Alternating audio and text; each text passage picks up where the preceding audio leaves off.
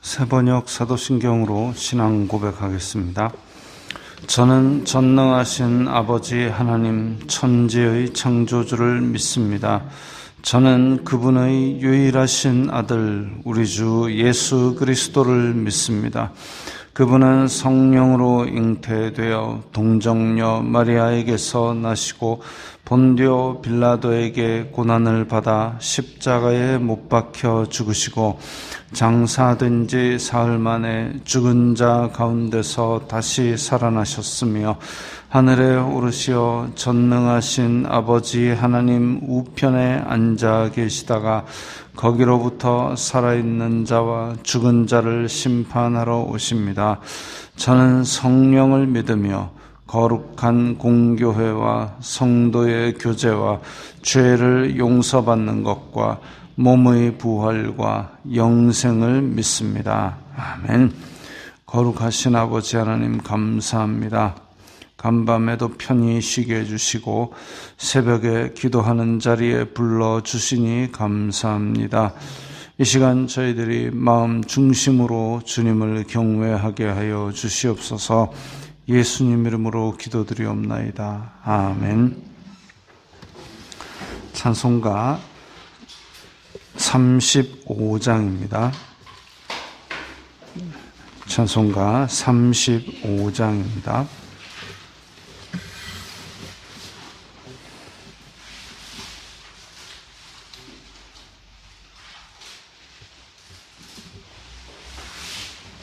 네, 35장에서 주의해야 될 것이 맨 끝에 큰 영광 나타내소서 하고 네 박자를 다 빼는 것이 아니라 악보상으로는 내소서 둘 이 백성 바로 들어갑니다. 그 부분을 주의해서 같이 하겠습니다.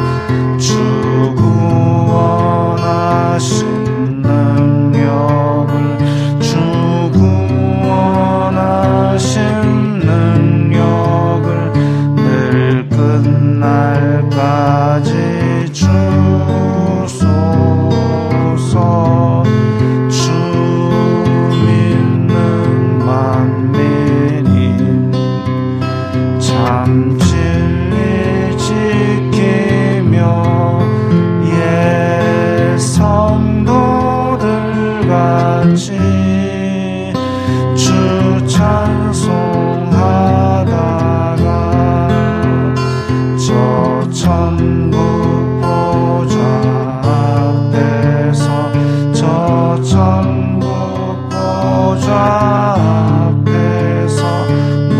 찬송하게 하소서.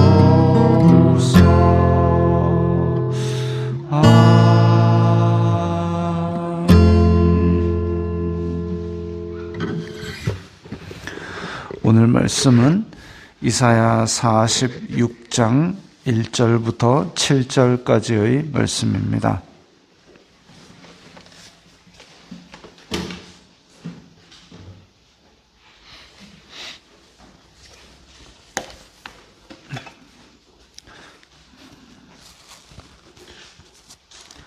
이사야 46장 1절부터 7절까지의 말씀 함께 읽겠습니다. 벨은 엎드러졌고 느보는 구부러졌도다. 그들의 우상들은 짐승과 가축에게 실렸으니 너희가 떠매고 다니던 그것들이 피곤한 짐승의 무거운 짐이 되었도다. 그들은 구부러졌고 그들은 일제히 엎드러졌으므로 그 짐을 구하여 내지 못하고 자기들도 잡혀갔느니라. 야곱의 집이여 이스라엘 집에 남은 모든 자여 내게 들을지어다. 배에서 태어남으로부터 내게 안겼고 태에서 남으로부터 내게 업힌 너희여, 너희가 노년에 이르기까지 내가 그리하겠고 백발이 되기까지 내가 너희를 품을 것이라. 내가 지었은즉 내가 업을 것이요 내가 품고 구하여 내리라. 너희가 나를 누구에게 비기며 누구와 짝하며 누구와 비교하여 서로 같다 하겠느냐. 사람들이 주머니에서 금을 쏟아내며 은을 저울에 달아 도금장이에게 주고 그것으로 신을 만들게 하고 그것에게 엎드려 경배하며 그것을 들어 어깨에 메어다가 그의 처소에 두면 그것이 서 있고 거기에서 능히 움직이지 못하며 그에게 부르짖어도 능히 응답하지 못하며 고난에서 구하여 내지도 못하느니라. 아멘. 오늘 말씀에서는 하나님께서 애타는 마음으로 그 백성을 부르시는 음성이 나옵니다. 우리가 이사야 이러면 지렁이 같은 너희 야곱아, 내가 너를 지명하여 불렀으니 너는 내 것이라, 이런 구절들을 이렇게 기억하고 하고 있지만 오늘 이 말씀은 사실 유명하게 알려져 있지 않은 말씀이지만 지금 3절, 4절 야곱의 집이여 이스라엘의 집에 남은 모든 자여 내게 들을지어다 부터 내가 품고 구하여 내리라. 이 3절, 4절을 따로 한번 소리 내어서 그 하나님의 심정을 생각하면서 한번 서너 번만 소리 내어서 이 말을 그대로 말투를 적용해가지고 한번 읽어보십시오. 정말 짠합니다. 가슴이 쎄해지고 눈시울이 뜨거워집니다. 이사야에서의 표현도 그렇지만 사실 그 선지서들의 대부분의 말씀들이 보면 하나님께서 애타는 마음으로 간절하게 호소하시는, 그것도 하나님의 피조물인 인간들에게, 하나님의 피조물인 인간들이 배신하였을 때에 이 배신자 놈들아라고 화를 내시기보다는 간절하고 애타는 마음으로 부르시는, 그 호소하시는 그런 음성들이 많이 있습니다.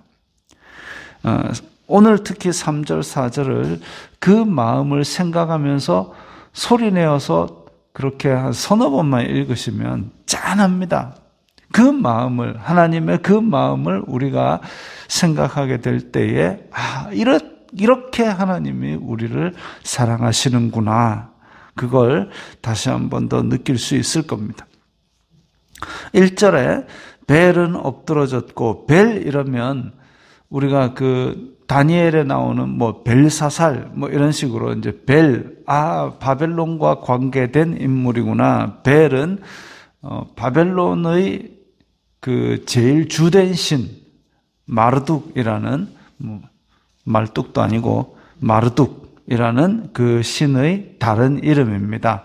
그래서 바벨론의 제일 주된 신 벨, 주된 신이라 해서 바벨론에 마르둑만 있는 게 아니고 여러 신들이 있습니다. 이방 종교는 대부분은 다 다신입니다. 그래서 불의 신, 물의 신, 닭의 신 이런 식으로 다 신이 따로 있는데 우리나라는 좀 더 일상생활에 가깝게 무슨 변속이신 이런 식입니다. 근데 이제 저쪽은 그걸 다 섬기고 있죠. 벨, 마르둑. 그 뜻은 이제 주인이라는 뜻이고 바람과 폭풍의 신. 왜냐하면 그 바벨론이 위치한 티그리스 유프라테스 거기는 이제 홍수가 나면 범람을 해가지고 완전 다 뒤집어지기 때문에 그래서 거기서 우리나라 4대강 사업 하듯이 이제 거기서 2대강 사업을 했는지 모르겠습니다만은 강을 준설을 하고 운하를 파고 그것을 하는 데에 이스라엘 자손들이 포로로 가지고 거기에 동원된 그런 기록이 있습니다. 그래서 그 동네에서 가장 무서워했던 바람과 폭풍의 신이 바로 이 벨입니다. 그러니까 가나안 근처 사람들의 신으로 따지면 바알에 해당하는 신이죠. 근데 벨이 엎드러졌답니다. 바벨론 사람들이 가장 열심히 섬기는 제일 주된 신이 폭삭 망했다. 그 다음에 느보는 마르둑의 아들이라고 불려지는 신입니다. 지혜와 지식의 신. 그러니까 1차적으로 섬기는 것은 그 티그리스 유프라테스를 넘치게 만드는 폭풍우의 신. 그 다음에 그것을 어떻게 치수를 하고 어떻게 이 비옥한 땅을 잘 경작할 것이냐를 가르쳐주는 지혜와 지식의 신 느보도 구부러졌답니다. 즉 바벨론을 관장하는 두 신이 졌다는 것이죠. 그때 당시에는 이렇게 그 민족의 신이 곧 그 민족의 운명과 그렇게 일치되게 인식되던 시절이었기 때문에 벨이 엎드러졌고 누보는 구부러졌다 이러면은 이제 바벨론이 망했도다라는 말입니다.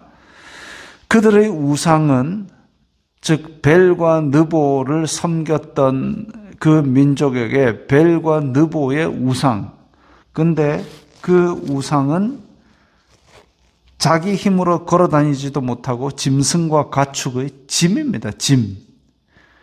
참 그냥 자기 앞가림만 할 줄 안다고만 해도 대단한 건데 우상이니까 사람이 만들어가지고 그래서 자기 앞가림도 못하고 오히려 짐이 되고 있는 그걸 왜 섬기는지 모르겠다. 이런 답답한 마음이 지금 하나님께 있는 것이죠. 그들은 구부러졌고 그들은 일제히 엎드러졌으므로 그 짐을 구하여 내지 못하고 그러니까 우상인데 바벨론 사람들이 섬긴다고 하면서도 그걸 섬기는 대상이 섬기는 신이 자기가 피하지도 못하고 오히려 짐승의 짐이 되는데 짐 이러면 참 그렇잖아요. 짐을 구하여 내지 못하고 백성이 섬기는데 섬기는 그 신이 백성을 구해내는 게 아니라 백성이 신을 구해야 될 그 지경입니다. 그걸 뭐하러 섬기나 모르겠습니다. 그럼에도 불구하고 심지어는 이스라엘 자손들도 바벨론으로 잡혀가서 바벨론의 신을 섬기기까지 했습니다. 왜? 그때 당시에는 자기네들의 섬기는 신이 자기네들이 졌다 이러면은 그 이긴 민족의 신이 더 힘이 세구나 해가지고 내 신을 버리고 그쪽 신을 섬기는 그런 풍습이 있었거든요. 고약한 풍습이죠. 그랬는데 하나님께서 그 바벨론의 신들도 엎드러지게 만들었다. 그럼 누굴 섬겨야 되느냐? 너네들의 풍습을 따르더라도 나를 섬겨야 되지 않느냐? 이런 말씀이죠. 자, 그래서 2절, 그들은 구부러졌고 그들은 일제히 엎드러졌는데, 근데 4절을 대조해서 읽어보면, 내가 너희를 끝까지 잘 보살피겠다. 너희들이 호흡 100발이 되더라도 내가 업고 키우겠다라고 그렇게 간절히 백성들에게 호소하십니다. 하나님께서 애타게 호소하시는 그 안타까운 마음, 그걸 가지고 3절, 4절을 소리내서 읽어보시면 정말 가슴이 짠해집니다. 얼마나 답답하면 내 뜻을 배신한 내 백성들에게 야 이놈들아 라고 화를 내는 것도 모자란데 오히려 그 백성들에게 간절히 호소합니다. 제발 돌아와라. 얘들아 내가 너희들 태어나면서부터 내가 너희들을 챙기지 않았니? 그런데도 너희들 왜 그렇게 떠났니? 제발 좀 돌아와 다오라고 그렇게 하나님께서 오히려 아주 낮은 자세에서 그렇게 애타게 호소하시는 그런 모습을 보여주고 있습니다. 6절에 사람들이 주머니에서 금을 쏟아내며 은을 저울에 달아. 우상은 결국은 사람이 만든 것이죠. 사람이 만들었는데 금과 은을 갖다 발라서 만든 이유가 뭐냐? 나에게 금과 은을 좀 달라 이겁니다. 탐욕으로 만든 것이죠. 탐욕을 위해서 만든 것. 그런데 탐욕을 위해서 먹지도 못할 것에 금을 쏟아내고 은을 쏟아내고 지금도 그렇습니다. 지금도 우리의 일상 속에서 먹지도 못할 것을 위해서 우리의 시간을 쏟아내고 우리의 돈을 쏟아내면서 새로운 우상을, 이전에는 그래도 신상이라도 만들었지만 우리는 지금 교회를 다니면서도 이전에 없었던 어떤 먹지도 못할 것에 시간을 보내고 돈을 쏟아붓지만 그것이 우리를 전혀 유익하게 해주지도 못할 것을 하나님보다 더 의지하고 믿고 따르는 경우가 종종 있지요. 참 안타까운 일입니다. 그래서 우리 또한 어쩌면 하나님께서 애타게 우리를 부르시는 음성이 있는데도 그것을 무시하고 하나님 가만히 있어봐요. 현실 모르는 소리 하시네. 이렇게 하고 있을지도 모른다는 것이죠. 내가 한 번씩 사람이 힘든 일을 겪으면서 그런 일을 하면 내가 무슨 영화를 보겠다고 이러고 있지라는 생각을 합니다. 그렇게 되기 전에 내가 과연 이 일이 하나님을 위하고 하나님 나라의 확장을 위한 일인가, 그런 것을 한번 돌아볼 필요가 있죠. 옛날 나라들은 자기네들이 섬기는 신의 힘, 그게 그 나라의 국력이라고 생각을 했습니다. 그래서 옛날 이집트가 그렇게 여러 가지 신들을 섬기면서 이스라엘 백성들이 거기서 종노릇할 때에는 많은 일상생활의 우상들을 이집트에서 종살이하면서도 그걸 받아들이고 그걸 섬기기까지 하는 이스라엘 자손들이 많았습니다. 마찬가지로 바벨론이 또 역사의 승자가 되니까 이스라엘 자손들이 거기에 잡혀가지고 바벨론의 신들을 또 꾸벅꾸벅 섬겼고, 심지어는 히스기야의 아버지 아하스도 또 아수르에 가서 신전을 보고 제사장한테 야, 너 빨리 예루살렘 가서 그거 만들어 놔라, 그런 짓까지도 했습니다. 그럼에도 불구하고 하나님께서는 그들을 끝날까지 내가 붙들리라, 끝날까지 내가 너희들을 업어 키우리라 라고 말씀을 하고 계시죠. 지금도 마찬가지입니다. 하나님께서 요한계시록에 보면 분명히 내 교회인데 사단의 회라고 부른다라는 말씀까지 하셨습니다. 얼마나 교회가 타락했으면 사단의 모임이라고까지 부를 만큼 타락을 했겠습니까? 웨스트민스터 신앙고백서에 의하면 하나님의 교회는, 하나님을 섬기는 교회는 그렇게 더 타락하고 덜 타락하고 더 거룩하고 덜 거룩하고는 있을망정 어쨌든 세상 끝날까지 예수 그리스도의 몸이기 때문에 끝날까지 그렇게 있을 것이다. 하나님의 교회는 있을 것이다 라고 말씀을 하고 계십니다. 그럴 때에 하나님의 속을 팍팍 긁어놓고 그냥 속만 상하게 애타게 부르게만 만드는 그런 교회가 되어야 되느냐? 아니요, 그게 아니라 정말 하나님께서 너희들은 나의 자랑이다 라고 부를 수 있을 정도로 하나님과 친밀한 교제를 나누고 하나님께 영광 돌리는 그런 교회가 되는 것이 바람직하지요. 우리들 마음속에 탐욕과 우상을 버리고 하나님의 능력을 맛보는 그런 교회가 될 수 있도록 오늘 하루도 그렇게 하나님의 간절하고 애타는 호소에 귀를 기울이시기 바랍니다. 기도하겠습니다. 거룩하신 아버지 하나님 감사합니다. 저희들 마음속에 탐욕과 악독을 버리고 하나님께서 우리를 애타고 간절하게 사랑하시는 그 사랑의 호소에 귀를 기울이고 그 음성을 듣게 하옵소서. 예수님 이름으로 기도드리옵나이다. 아멘.